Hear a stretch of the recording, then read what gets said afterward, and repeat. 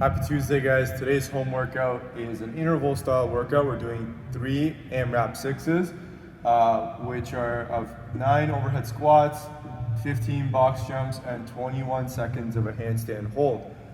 So we've done something similar in the past before with that handstand hold, different movements to start off with, guys, but the concept is kind of similar. We're trying to be dynamic with some of the movements and then get into an isometric hold while trying to concentrate on holding or trying to maintain our tension while we're in that fatigue zone. So overhead squats, guys, we're gonna tax that overhead and those legs there, guys. Box jumps, working on that power and the speed through our legs, trying to be nice and light. So these two movements will get that heart rate up, and then once we get to that handstand hold, our heart rate's going to be kind of shot up a little bit. So we want to really try to control that, maintain that, especially in that handstand position. So we're going to try to hold that 21 seconds unbroken each time. The progression you choose should ideally allow you to do that. So if you need to, maybe go off a box, so put your feet off a box or off your couch. Instead of going all the way inverted, and you don't have to kick up into a handstand. You can always walk yourself up towards a handstand so your stomach is facing the wall, or again go back to that progression I showed you guys, which was to put your feet onto a couch or something that's stable, to be just a little bit more in that inclined position. You're gonna go through as many rounds as you can through the 6 minutes, ideally going for about 2 to 3 rounds. That's where you should kind of be aiming to get. Then by the end, we're gonna rest 3 minutes. So we're gonna get ourselves recovered. It's not full recovery, we're still gonna be a little taxed, but we wanna try to utilize that 3 minutes as much as we can. And then we're gonna go back and try to repeat and either ideally get the same amount or even get a little bit better on that second round. And then same idea for that last round there. Ideally, if you can, let's try and get a little bit more at the end, even though you're a little tired. Try to push and try to empty that tank by the end there. So a little bit of a longer workout today with those intervals to kind of get yourself nice and reset before you attack that next round with full throttle. Then after, guys, for the afterburner, we have that Bulgarian squat. We're gonna just go body weight, and we're gonna focus more on that stretch in those positions at the bottom. We're gonna pause at the bottom of the Bulgarian squat for about 5 seconds. We're doing 3 and 3 per side, so not a lot of reps. More of a stretch and get strengthening the bottom positions of that single-legged squat or Bulgarian squat for today there.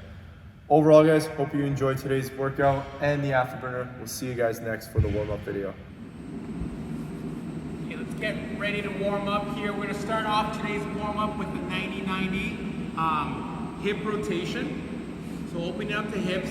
Really, the 90-90 is to focus on your internal rotation and your external rotation in your hips. A lot of times, whether you're squatting, you're running, box jumping, anytime you're moving the legs, we're not necessarily moving effectively in our hips because the rotation in our femur, so your thigh bone, isn't necessarily recruiting all the correct muscles. What I'm trying to get at is your hip flexor, your psoas, to be specific, tends to get neglected. So this 90-90 really helps, guys, to open it up, loosen it up, and slowly start firing those smaller muscles. You start in your seated position, heels on the ground, guys. Knees are about 90 degrees. From here, notice how my hands are hip in line with my hips or slightly behind. You can play around with this. You're gonna drop your knees, okay? You drop your knees, you feel maybe it's a stretch, whether it's on either leg, hang out there, hold it, okay? If you can't touch your knee to the floor, just gently try to push down as your body relaxes. Now it might be tricky to see, but my knees are actually about 90 degrees, both of them. That's where the name comes, the 90-90. From here, I'm going to rotate my knees to the other side without lifting my heels off the ground. So notice how I'm just rotating, but my heels did not change position, okay? So now I'm feeling a little tight here, so I can feel the stretch myself, so I can reposition my hand. The key here is do not reposition your heels. It's really easy to like, yeah, I'm doing it, but you're actually not rotating through your hips when you're moving your feet, okay? So you're gonna rotate in your hips, so this thigh, for me, is externally rotating as this one is internally rotating. So I'm feeling that rotation in my hips. Then I reverse the order. External rotation, internal rotation on the opposite side. The key here, guys, use this as a stretch. Feel the rotation in your hips. As you get more comfortable, come off the ground with your hands. See, can you not move your heels, but use that core to stabilize yourself. After you've done that, now let's get that heart rate going. Let's get those muscles fired up, guys. We're gonna go for 3 rounds, 30, 20, and 10. Alternating step up. So starting with 30, alternating step ups. You're gonna go up, step down, go up, step down. Trying to fire up the hamstrings and glutes on that one, okay? Stabilize your knee, so don't let your knee drop depending on how your object is. Watch for that, okay? Once you've completed the 30, then you're gonna go into your push-up position. So your high plank. From here, shoulders over your wrist. You're gonna bring your knee to the opposite side. Bring your knee to the opposite side. You're going for 30 mountain climbers, crossing your body, getting your core fired up, okay? From there, the last movement, going for some bent over flies. So I'm using these 10-pound plates here today. I'm gonna hinge at the hips, so lean forward by sneaking my bum back. From there, my back is flat, and then I'm going to squeeze my shoulder blades, bring it down. Squeeze my shoulder blades, bring it down. Do it until 30. As you squeeze your shoulder blades, don't roll forward. It's okay to bend the elbows slightly so you can maximize the usage of your upper back. If you have the flexibility in your bicep and your triceps and your back muscles, feel free to go straight, guys, but play around with it to make sure you get the most out of your back without lowering the plate down too much. So you're not doing this, okay? Try to keep them in line to your shoulders. Once you've completed 30, you're gonna roll back onto your step up for 20, repeating your movements, working your way down on the last round, doing that final round of 10. Have a great warm-up. See you next in the workout. Pass-throughs. So your arms are going to be fully locked out. Start off on the outside edge of that PVC, and we're just going to go front to back a couple times.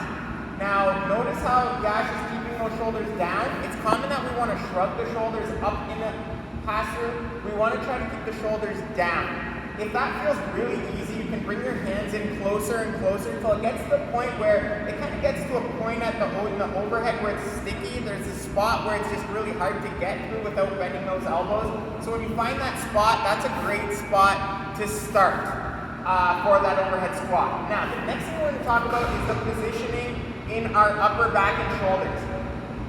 So what Yash is doing is he's actually rotating. So if I were to grab his arm and rotate it, he's trying to get the armpits pushing forward and the elbow pits pointing upwards.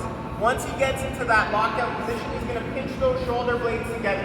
He's trying to get the insides of those shoulder blades closer towards each other, and he's trying to think of getting that whole shoulder blade kind of tucked into his back pocket. So he's pulling those shoulder blades down, pinching them together.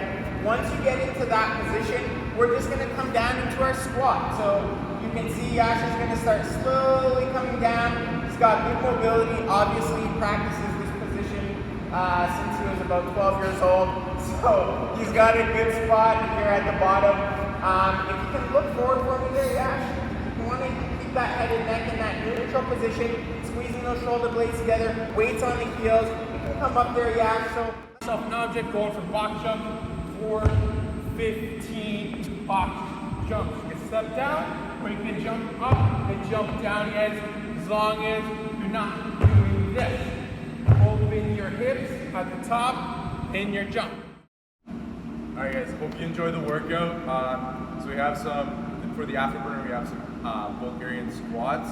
So you guys can use this as a stretch, or if you want to use it as an accessory just to strengthen build the legs, you can do that as well. For these Bulgarian Squats, we're doing 3 per side, and I want you to pause at the bottom for 5 seconds. So you guys, if you have a box, use a box. You can do it off your couch, so off the edge of your couch. You're going to put one foot on that object so that you're elevated off the ground. You're concentrating on that front leg. You might have to adjust that front leg based on how you come down. So if you find your knees tracking way far over the heels and your heels are raising up off the ground, you might want to bring that foot out a little bit further so you're nice and planted. So play around with that so your foot is planted to the floor. If you have good ankle mobility, you can bring your foot in a little bit more. If not, just push your foot out so you can stay nice and grounded the entire time. So Bulgarian squat, guys, squeeze the hip, the one that's on the couch or whatever it is. You're gonna come down as low as you can, keep the knee in line with the big toe, chest nice and tall. Hold for that 5 seconds. Once you're nice and controlled, drive through that front leg and stand it up. Make sure this hip doesn't wander out on you, so you don't want that hip to face out on an angle. Try to keep everything nice and straight and in front of you. So 3 on one side, 3 on the other. Take a break. Make sure you're doing 5-second pauses at the bottom so you can really feel the bottom position for that stretch and to strengthen that leg. Hope you guys will enjoy the afterburner. We'll see you guys tomorrow for the next one.